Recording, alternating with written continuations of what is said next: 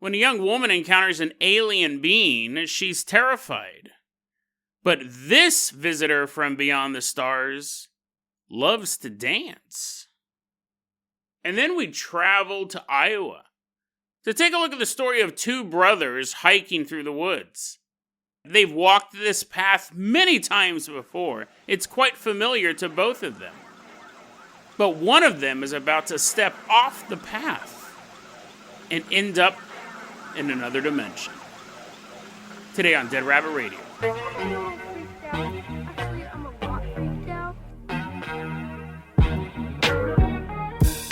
Hey everyone, welcome back to another episode of Dead Rabbit Radio. I'm your host, Chase Carpenter. I'm having a great day. I hope you guys are having a great day too. I hope you guys are having tons of fun doing whatever you're doing. We got a ton of stuff to cover today. So first off, running into Dead Rabbit Radio Command is one of our Thanksgiving live stream contributors. Everyone get on your feet and give it up for YouTube. Woohoo, yeah, wee, haha, yeah, he's jumping around.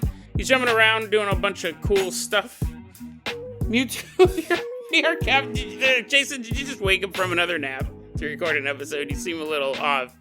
Mewtwo, you're going to be our captain, our pilot this episode. If you guys can't support the show financially through the live streams or the Patreon, that's fine too. It really, really is. Just help spread the word about Dead Rabbit Radio. That helps out so much. Tell your friends, tell your family, tell everyone you know. Dead Rabbit Radio is your favorite paranormal show. Another quick reminder, December 15th, 2023, we're having another Patreon movie night on the Discord server at 7 p.m. Pacific Standard Time. I'd love to see you guys there if you guys do support the Patreon. If you're in the Discord, we'll be watching some cool movies, some cool short movies, so you can jump in and out. That'll be a lot of fun. Also, take a look at this Fan Art Friday submission. I got this from Sean on the Patreon Discord. It is Jason's Toolkit, the Fluffle's Guide to Taking Out Big Brother's Heavy Weapons. I guess it's from like some survivalist guide. It is some survivalist guide that Sean probably just had sitting on their desktop. It's a picture of Dead Rabbit Radio Man. I guess that's me. I guess my head's the Dead Rabbit Radio head. And I'm throwing a Molotov into a tank that's about to kill friends of the show, Bigfoot, Britney Spears, and Miley Cyrus. Really, really enjoyable. Miley sends her regards as well. Friend of the show, Miley Cyrus, in constant communication with my long-term friend, Miley Cyrus. She also said it was a great job done as well, Sean. So thank you so much for that Fan Art Friday submission. Enjoy it. If you're just listening to this episode, you're like, what? I'm not looking at the artwork. I'm doing a very important job, or I'm driving. It just sounds like nonsense. They're like, I got to check out that image when I get a chance, when I'm not doing industrial labor, moving barrels of molten lead. Mewtwo, I'm going to go ahead and toss you the keys to the Jason Jalopy. We're going to leave behind Dead Rabbit Radio Command. Drive us all the way out to Wisconsin. Nice leisurely drive all the way out to Wisconsin specifically. We're headed out to Eau Claire, Wisconsin. It's November 15th, 1996. It's late at night. We see this farmhouse off the main road. I'm like, Mewtwo, go ahead, pull over here. We're going to drive up to this farmhouse. It's really kind of sleepy farmhouse. All the lights are off. There's a family of 5 in there. We got a mommy and a daddy and 3 kids. And the mom is the one who we're mostly going to be looking at. Not in a perverted way. Not in a perverted way. We're going to be taking a look at a 34-year-old mother who we are going to call Marilyn. They did not give their real name. Marilyn wakes up in the middle of the night. Got to use the restroom. So she's walking down the hallway, and as she's walking down the hallway, something catches her eye. So she looks out a window, and she sees, I don't want to say off in the distance, it's not right next to the house, but it's uncomfortably close. She sees right above the tree line, bright lights. And she's like, what in tarnation is that? And she continues to kind of walk through the house. Now she's not worried about going to the bathroom. She wants to see what those lights are. She's all peeing her pants. She's walking away from the bathroom. She wants to see what could be causing those lights. So she goes to the laundry room to get a better view. And she's looking at it and she's like, oh my stars and garters. She sees this light, this giant object's emitting all of these lights. She said it was as big as a house. floating up there right above the tree line. And that would be alarming. Anything bigger than a house that is near your house and is not your neighbor and is floating is cause for alarm. Not only is it floating in the neighborhood, it's floating towards her house. Starts to freak out, right? And one thing she didn't know, no, she's definitely peeing her pants at this point. One thing she didn't note, though, was that despite the fact that this object was so well lit up, it did not light up the landscape around it. The trees and the farmland were still black. It's really cool. One thing I like about all these stories is the weird physics to them. This house it's not a house. Are you imagining like Dorothy, a Wizard of Oz? No, it's not a house. It's the size of a house. I don't know what shape it was in. I don't think she could tell what it was either. It was just this luminous object. But don't picture a house. You're like, Jason, you've been telling me for the past 3 minutes, you've been calling it a house. Erase your minds. And now picture a object. You're like, okay, I'm going to picture a house. I'm just going to be easier that way. Floating towards Marilyn's home. She starts to panic. And she gets this thought, I need to lock down the house. Something's coming. So she begins running through the house and she's like locking windows. And then she walks to the next window. Click. And then she walks to the door. Make sure it's locked. And she's going from room to room. Locking the windows and door locking. Yeah, you know that little plastic lock? That stick? That little stick that you put in your windowsill to prevent a normal hobos from breaking in? That's going to stop the luminous house-sized object floating. But I mean, what else are you going to do? Just going to kick open the screen door and go, welcome, guys. You're going to try something. She's running from room to room, locking the windows and the doors. And when she gets to the kitchen, she's running towards the kitchen window and a thought pops in her head. You're too late. They're here. She just knows on an instinctive level she's too late. She locks the kitchen window and she runs to lock the kitchen door when it slowly begins to open.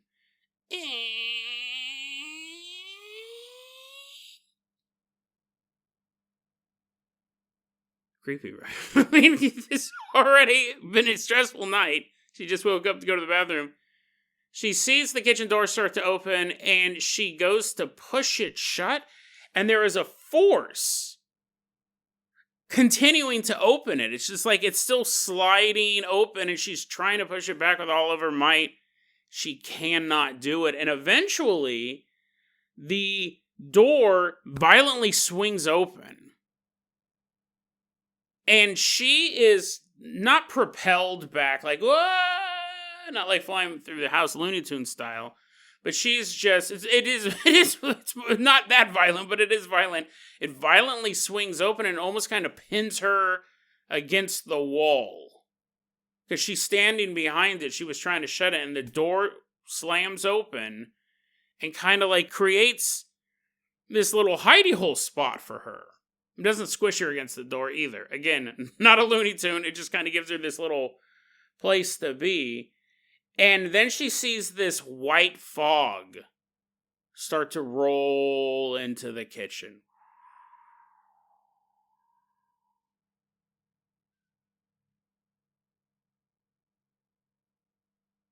Bright lights illuminating the fog. She knows all of this stuff's related. She is now kind of peeking around the door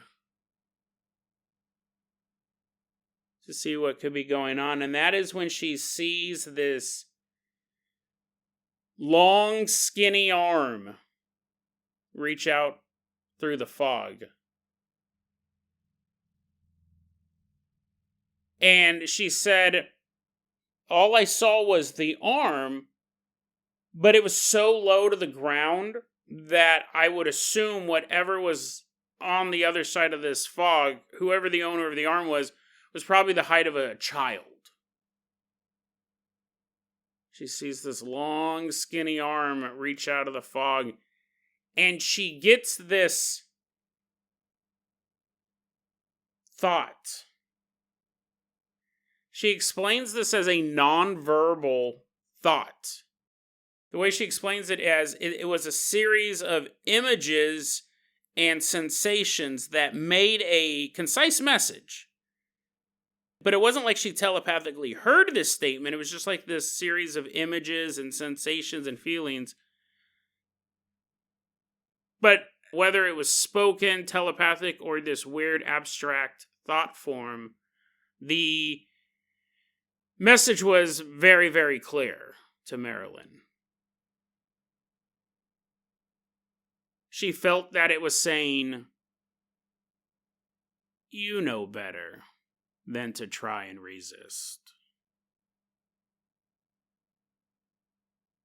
Next thing Marilyn knows, she's waking up in bed. And you go, okay, Jason, was that a dream? Was that a crazy dream? Well, that's what I thought too, right? I read the whole story. I was like, wow, this sure is crazy. And then it got to the ending and it said, she woke up in bed. Oh my God, is she dreaming? Was this just a dream? Because dreams, while interesting, not necessarily paranormal, definitely not necessarily alien. So I had to dig a little bit deeper into the story of Marilyn. I found this on ThinkAboutItDocs.com. They got it from Minnesota MUFON, which is the Mutual UFO Network. It's a national organization, but this is the Minnesota chapter. It was written up by Chad Lewis and Craig Lang. And it was interesting because this is something that I didn't think of right off the bat. But they investigated this. They interviewed her, Marilyn. And one of the notes they had, they go, when you woke up, were all the windows and doors locked in the house? Because that would be something that you could prove dream, not a dream. She said she didn't remember. Okay, she didn't remember. So hopefully it's not a dream. She didn't remember. But here's the thing. So I read that. I was like, oh, okay.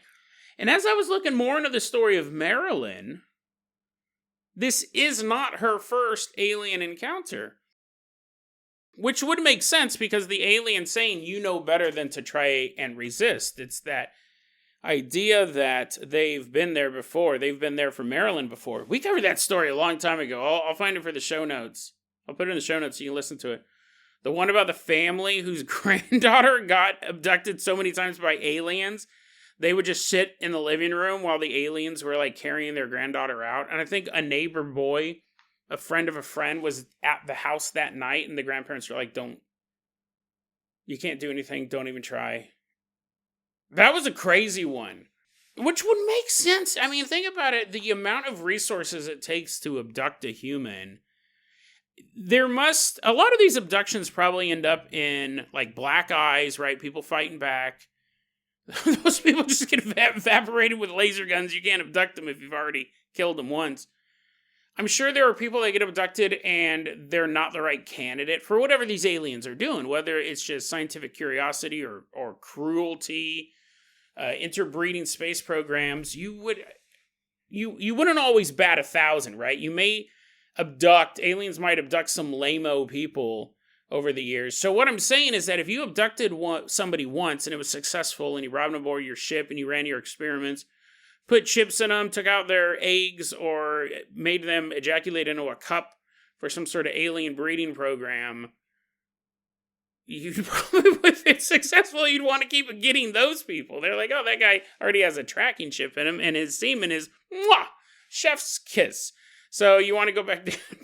He wakes up, he's always so tired, he's exhausted. He's like, I think I'm getting attacked by a succubus, and there's some gray aliens in the closet. They're like, that's us.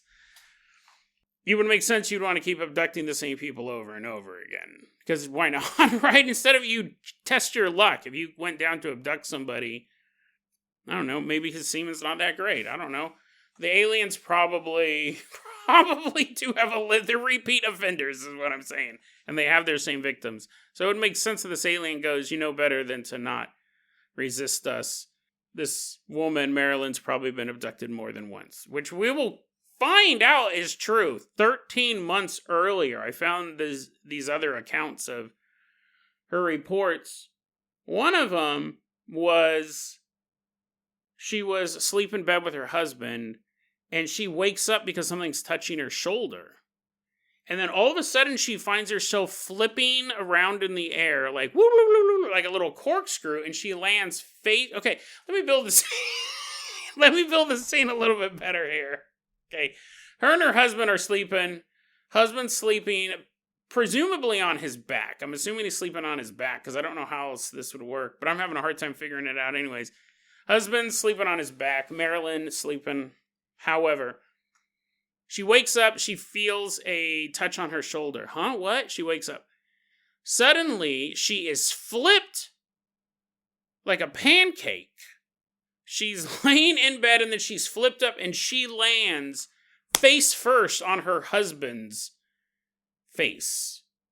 So imagine if two people were laying next to each other on their backs, and then I flipped one of them over, and they landed right on top of the other person. Nose to nose, all the way to toes, just like, boop. Surely the husband woke up, right? Well, no, he didn't. He got a full human dropped on him in the middle of the night. He doesn't wake up. She begins screaming as some invisible force grabs onto her feet and drags her off of the bed. She's still on top of her husband, too. So now imagine, maybe you can do this at home. Maybe you can be like, hey, I got a science experiment I want to run. I need 2 volunteers. I need 2 volunteers and someone who can flip a human on top of another person. Marilyn gets dragged off the bed. She's on top of his body. So she's like, oh, she goes down. And then she doesn't remember anything. The next thing she knows, she's standing in the kitchen, and she said that the windows, which were like a sliding type window, they were flipped open. So basically broken, not the glass, but the mechanism was flipped open. And she believes that she was floated out through the kitchen window. And now she's back in the kitchen. She doesn't know what to do. And she's just kind of standing there, and then Marcus shows up. You're like, who's Marcus? Well, I'm saving the best for last. Marcus shows up and touches her on the shoulder and says, it's okay, everything's okay, you should go back to sleep.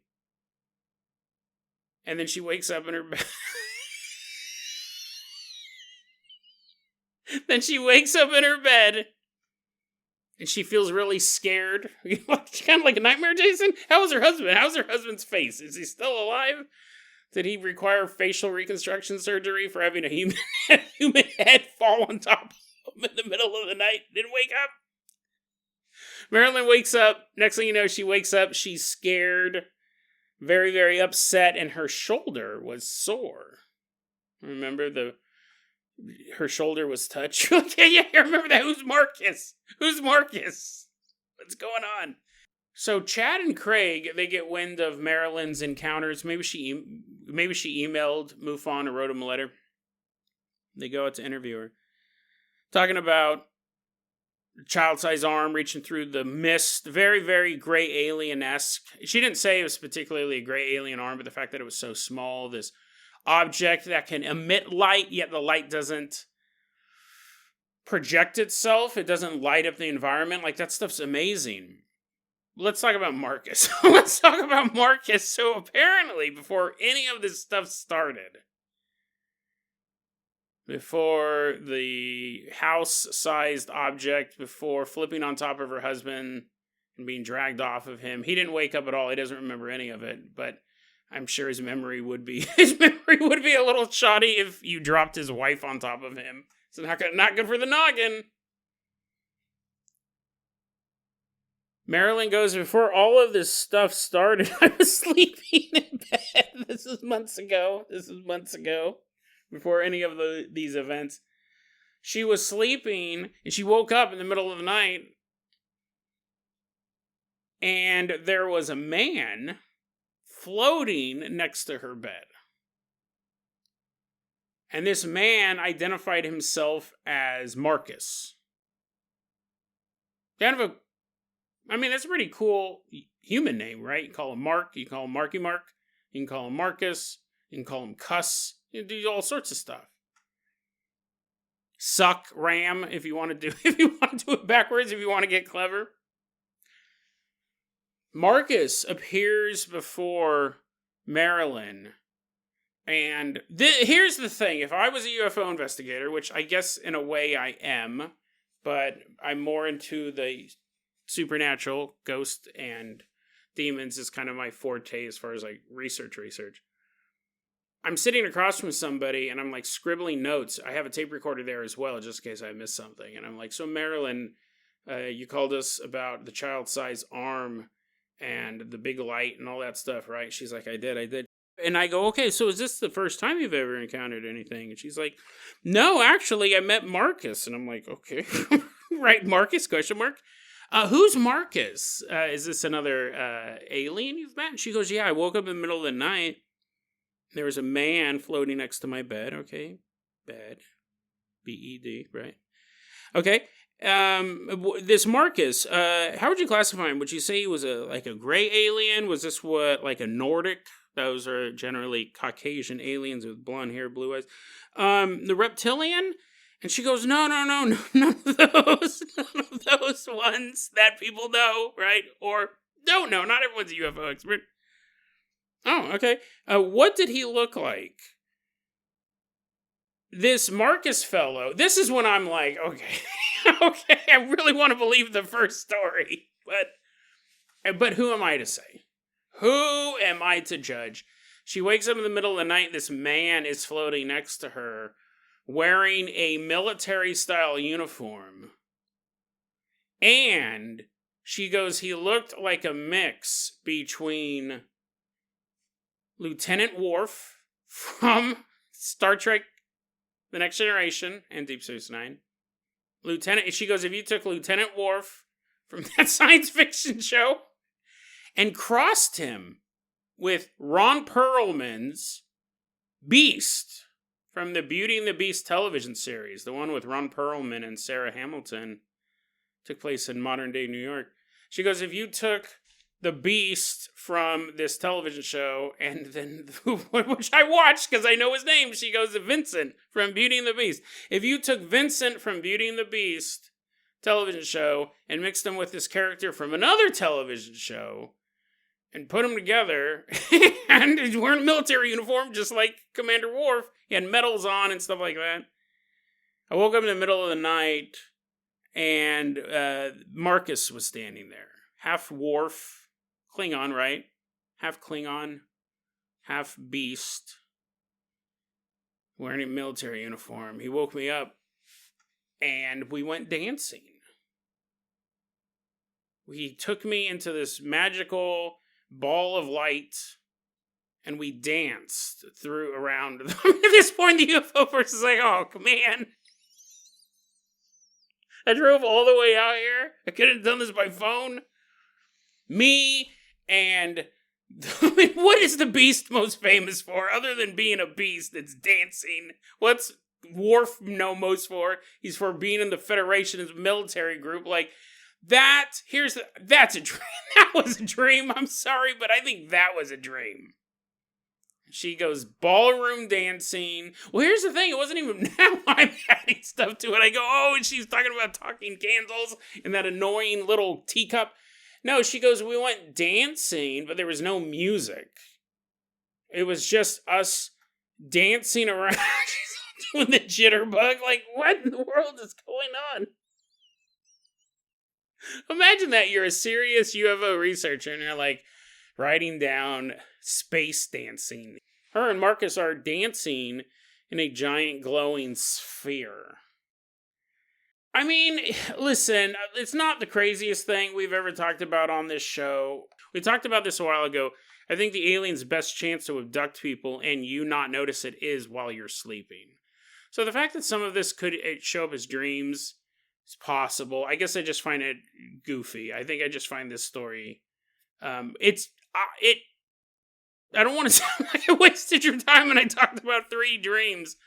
I do like the first story, but whether or not I like it, this isn't a show about stories I like. It's supposed to be a show about true stories.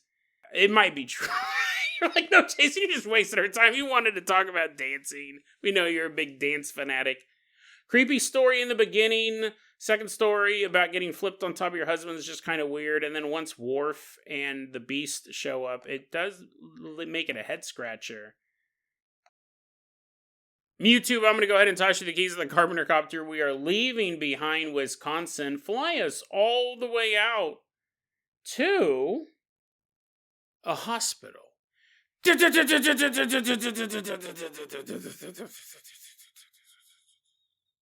I'm actually going to do an audible here. I'm not going to use the story about the two brothers. You're like, Jason, that was the most exciting thing. New dimensions? Oh, I love that stuff. Yeah, but it's going to take a little bit too much time. I spend more time talking about Lieutenant Commander Worf. I think it's actually Captain Worf at this point. But anyways, we're going to save the interdimensional, the story of true life childhood friends traveling through the infinity realms that surround us. Instead, we're going to this hospital. Specifically, we're headed to the hospice ward. We're about to meet a mother who's dying. Right? What better thing to talk about on a Friday episode?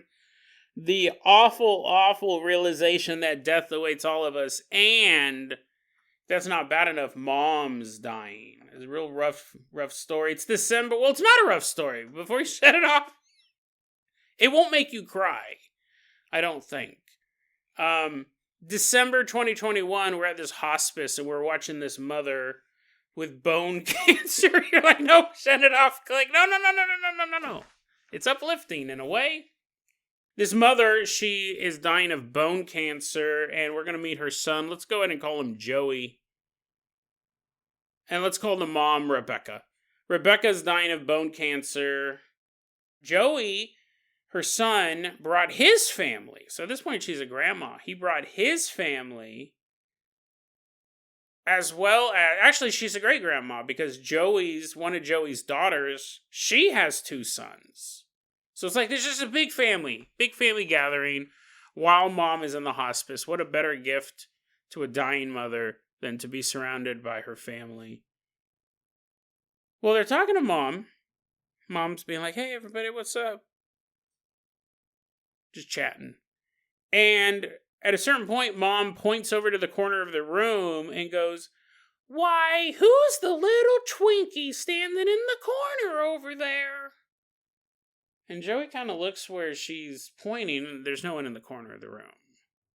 He was hoping there was a Twinkie. He's like, oh man, I sure am hungry. It's a long road trip to get here.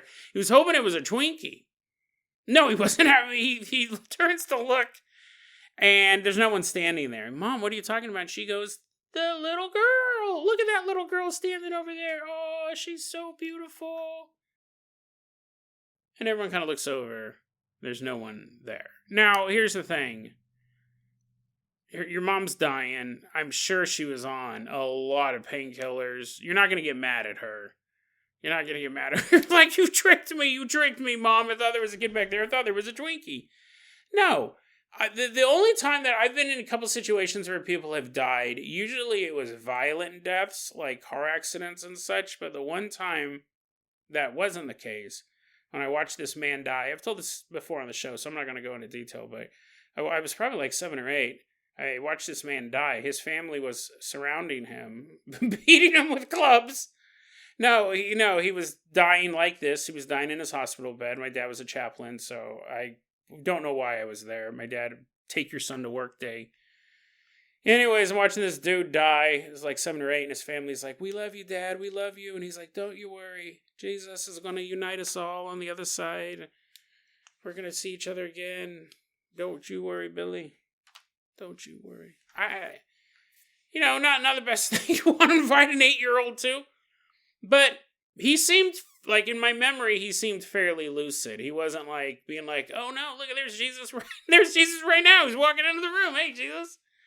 I'm going with you. He seemed fairly lucid. We stood around and watched him until he died. It was odd looking back. I knew it was odd back then, too, but I also imagine, though, if he was pumped full of painkillers... people are going to say weird stuff on painkillers. Little Twinkie. What's that little girl doing over there? But at the same time, right? At the same time, you would go, well, this is a hospital, and specifically it's a place where people go to die. This is a hospice. Trying to keep them comfortable until they die. There's probably more than one or two ghosts here. And so you think, is she seeing a ghost? Is she seeing... They're not thinking of any of this stuff at the time. They're too busy saying goodbye to their mom. But in the aftermath, you would think, well, did my mom maybe see like a guardian spirit or a little girl who ushers these old people off into paradise? Because, again, what does a mother love more than a child? Well, her children, but other than her children, but then other than that, other children. That makes sense, right? Some old woman is all wrinkly and stuff, and the little girl comes in and goes, come on, mommy, come to heaven. And they float away. That's not what this was. If that's what this was, probably wouldn't talk about it. I mean, it's uplifting, that's a beautiful story and all, but those stories are kind of dime a dozen. This story has a particularly bizarre twist, and it really makes you think. And this is a theory that I alone, like I've tried talking to other people about this in real life. I think I've mentioned it once or twice on the show. I might have edited it out because it's so weird. But I don't believe that death is linear. For a lot of reasons, I don't think death is linear. But let's finish up this story. She sees this little girl standing in the corner. That was the last day that she was lucid, according to Joey. 2 days after that, she passed away. Now, Joey's daughter was there, right, with her two sons. Right before, because remember, everyone's coming to this hospice. Everyone's traveling from around to get to spend some final times with mom, grandma, great-grandma, wherever you are at in that family tree. Joey's daughter had two sons on the way on that trip to go see great-grandma Rebecca. Joey's daughter found out that she was pregnant, again, pregnant for the third time, and that child would be a girl. She had just found out that she was pregnant on that trip, and it was months until she discovered that she was going to give birth to a little girl. So Joey's idea, he posted this online underneath the name Overfly00, is that was the Twinkie. It was her unborn granddaughter.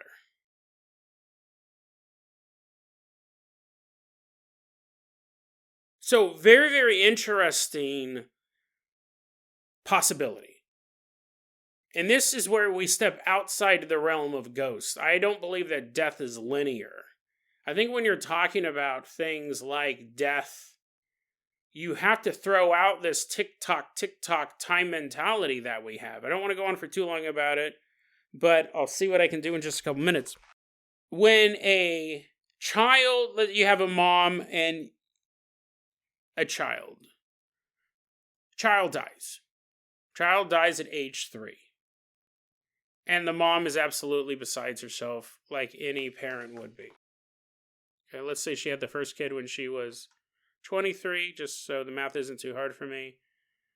Has this little baby, let's call him Peter. Peter dies when the mom is 23 years old. The mom lives to be 83 years old, so she lives for an additional 60 years. For those 60 years, the mom misses Peter all the time. Mothers never get over it. I doubt a lot of fathers do either. Mothers never get over the death of their children. It just doesn't happen. It doesn't happen. It's one of the most traumatic things that I think any parent can go through, but mothers, it seems to impact them even harder. So on Earth, the mother lived for 60 years without Peter, but on Peter's point of view, and all of this is based on the idea that there is an afterlife, obviously. But from Peter's point of view, he dies at age 3, and his mother's right next to him. In heaven, in this paradise realm, in this afterlife. Time does not move the same for Peter as it does for us here on Earth. There is not a second he is without his mother in the afterlife. Because why would there be? There is no linear time in this realm. There wouldn't be any path. This is my theory, and I think I may not have a bunch to back it up, so go ahead and throw on our conspiracy caps, but it wouldn't be a tick-tock time. Time is something we use to measure on Earth. We use it to measure things because things decay. Things do get older. We have to have time measured on Earth.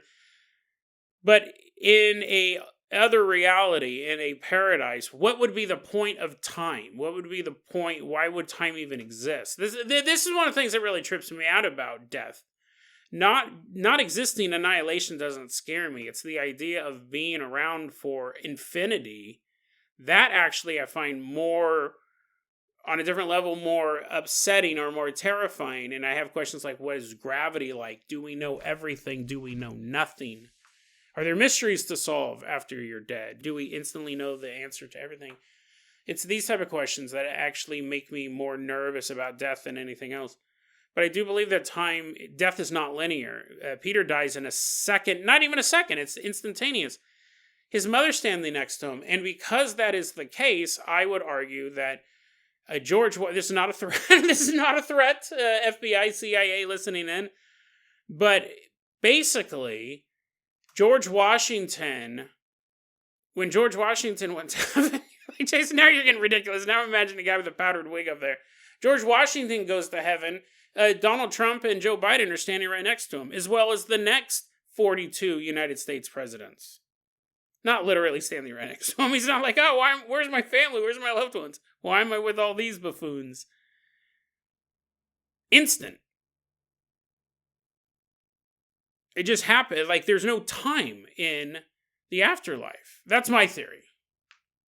And stuff like this would kind of show that it's not that she saw a fetus floating in the corner, right? This was still a young enough child. She didn't know the sex of the child, right? She just found out she was pregnant. So what is that? A couple weeks, 6 weeks maybe? But I don't think she saw like this little thing floating around, this little fetus baby floating around in the corner. No, she saw a little girl. A little girl who I would presume was clothed, was wearing a dress, right? That would have these feminine features that the child that Joey's daughter was carrying had none of that yet. So she saw a future version of her soon-to-be-born granddaughter.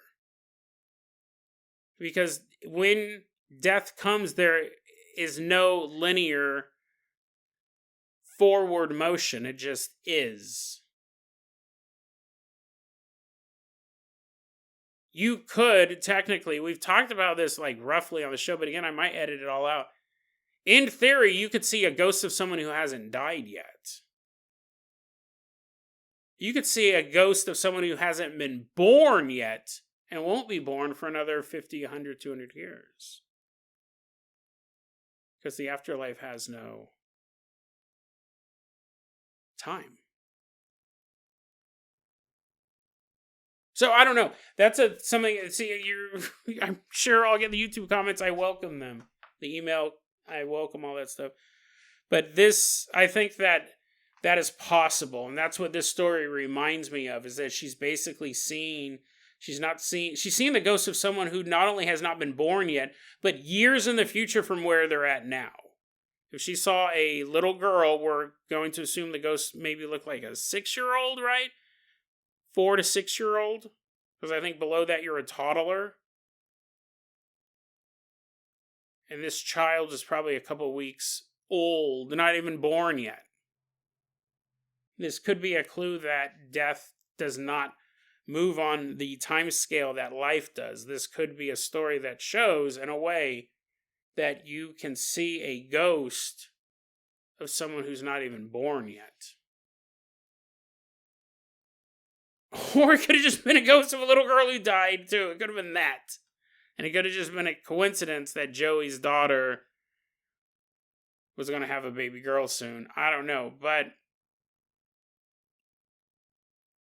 could also be my theory. It could also be that we haven't even scratched the surface of what the paranormal actually is. We haven't even started to. So sure, I can laugh about stories about Commander Worf, Lieutenant Commander Worf, ballroom dancing, or whatever they did. It was described as a spiritual union with no music. So I don't even know if she did use the term dancing. It's confusing. Even though there's weird stuff like that, I can laugh at it. The point of the fact is that we just don't know. We're just barely scraping the surface. And the funny thing is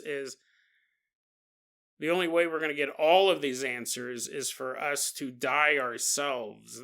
I'm not trying to speed along that process for me or you.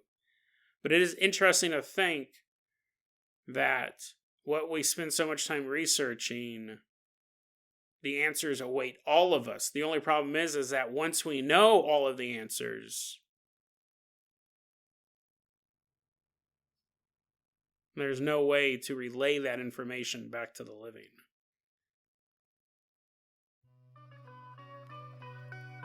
DeadRabbitRadio@gmail.com is going to be our email address. You can also hit us up at Facebook.com/DeadRabbitRadio. TikTok is @DeadRabbitRadio. Dead Rabbit Radio is the daily paranormal, conspiracy, and true crime podcast. You don't have to listen to it every day. I'm glad you listened to it today.